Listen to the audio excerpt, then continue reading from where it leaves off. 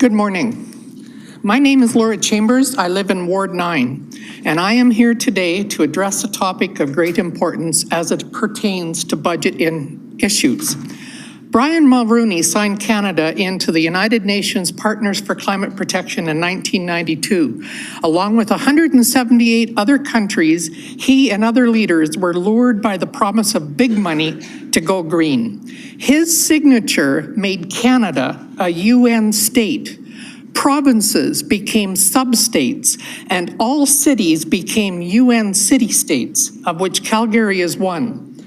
By 2000, we saw countries being governed by the direction of the World Bank, the World Economic Forum, the World Health Organization, and a UN organization that this council is probably quite familiar with, the International Council of Local and Environmental Issues, ICLEI. We know that you are familiar because since 1994, all city officials have received a copy of a municipal primer from the Federation of Canadian Municipalities and ICLEI.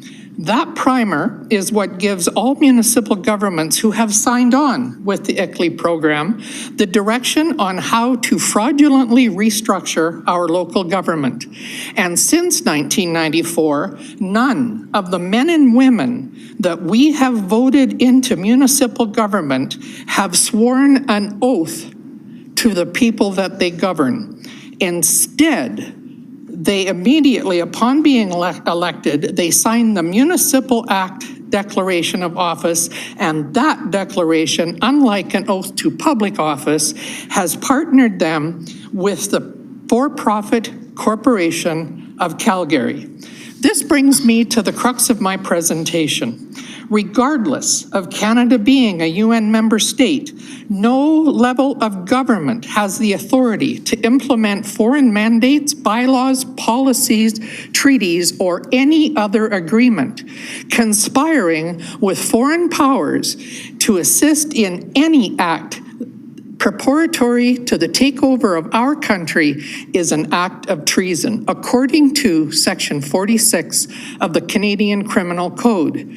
And it is no longer a well-kept secret that the entities that I mentioned earlier want exactly that, a new world order with a global government.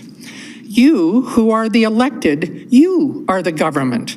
Unfortunately, your authority has been undermined and eroded through international contracts and fraudulent public-private partnerships.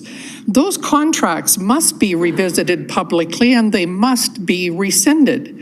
So we, the people of Calgary, are putting you on notice.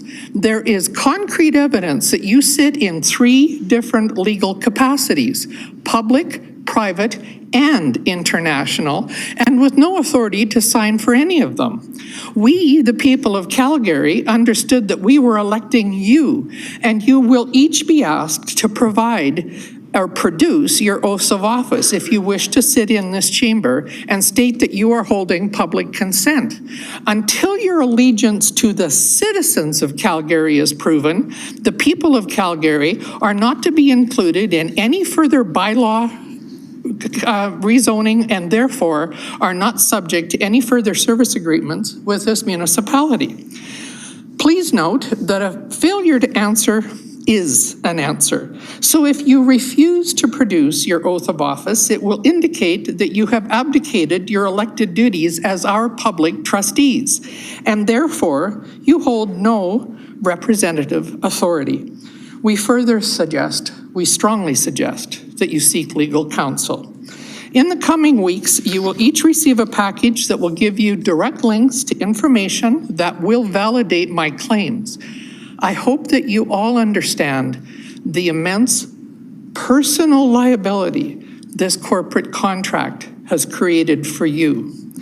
This chamber must review the contracts that you've made now that you are privy to this information, and you must reclaim and reassert the proper trusteeship with the electors of Calgary within 30 days following this deputation.